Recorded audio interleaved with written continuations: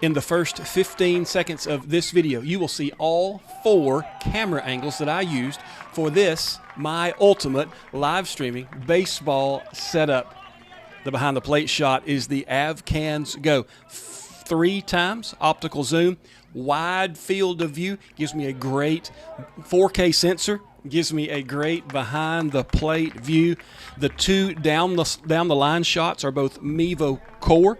The first base shot, where we have the first base action coming by, is the OBSBOT Tail 2.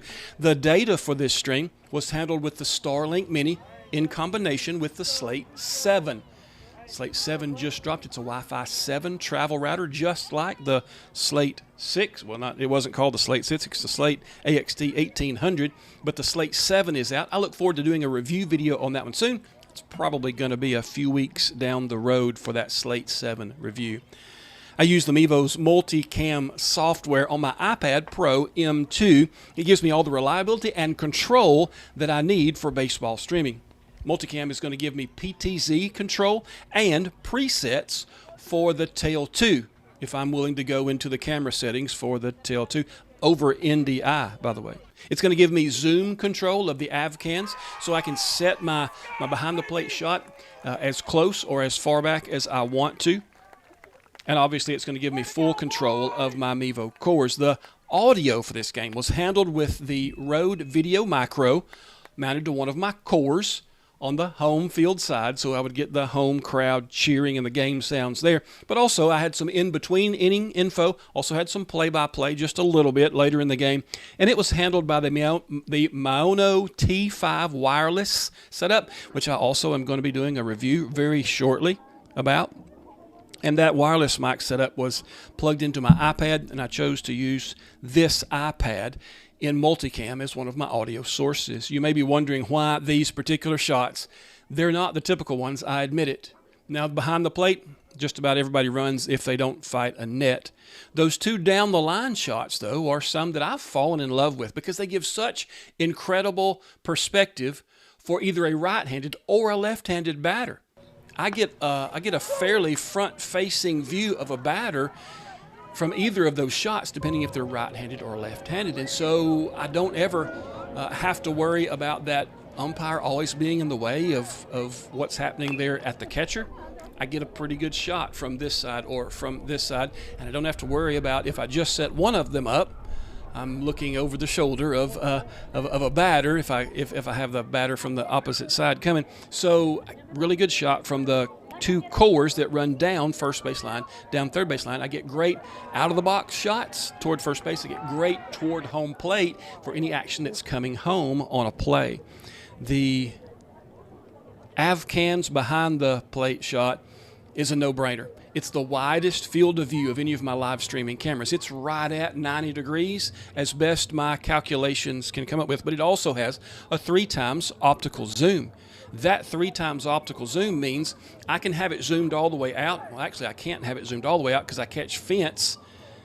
Looking through it, I can see the fence on 2 of my corners if it's zoomed all the way out. So it's such a wide view, I have to zoom it in just a little bit to keep from seeing the fence. But I do absolutely get first and third.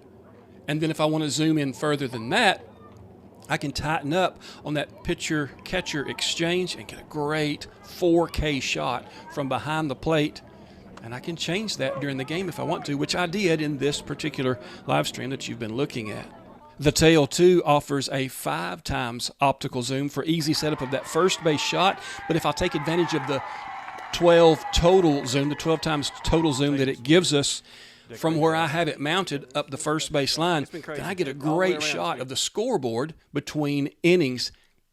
With the OBSBOT remote, which I also use, you have effectively 4 presets to give me that first base, and then 3 defensive areas for left, center, and right fields. Now, for my take on this particular setup, it has the most potential of any setup I've ever run over the last 8 years.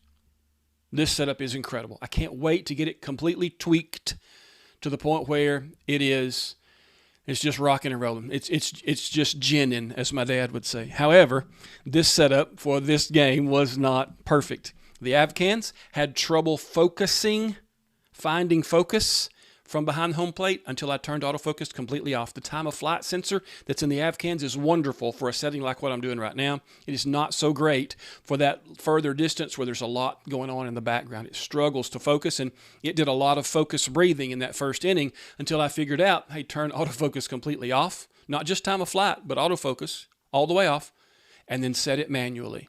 And so I wound up with a really good behind the plate shot once I got that figured out. The core looking up the first baseline was also out of focus at the beginning of the game, and that's one of the downfalls of the multicam software. To get a picture big enough, a full screen picture in multicam, you lose some clarity because it's not sending you the full resolution. You're just getting something to set the shot, but then it's too degraded to really see if you're well in focus or not, and I wasn't. So it took me a little while to get that in focus as well. And then the placement of the tail two. Now I stood on top of the fence down by the dugout, on the top rail of the fence, and reached as high as I could to place that tail two. Yet, because we have a sunken field and our concession area and stands are all, about almost 4 foot above field level, then as people walked behind the first base dugout over by the concession area, they would kind of crowd in together, and it would block the signal from that camera to my router, and the view would show that jerky video connection experience that sometimes you see. Starlink lowered my upload speed a few times so that multicam had to reestablish the connection. It gave me that dreaded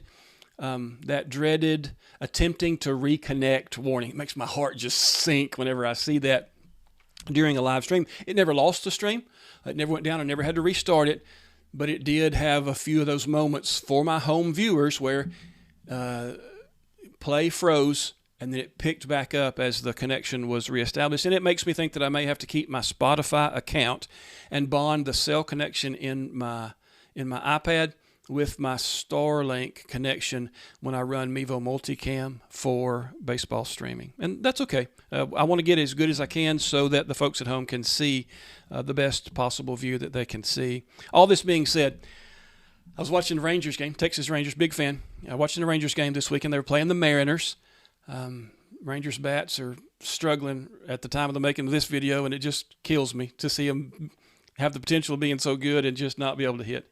Anyway, twice during that broadcast on the Rangers Sports Network, their own professional broadcasting network, I saw that same green ghosting effect out of their cameras, out of their setup, out of their stream, so to speak. And sometimes I think maybe we expect too much from ourselves, what we're able to put together on a hobbyist budget. If the professionals even have those creep into their stream every now and then, why should I expect that I won't?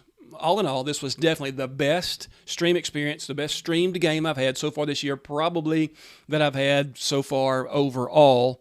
And I'll be using this setup in the future because my viewers for baseball are happy to watch this at home when they can't make it to the game.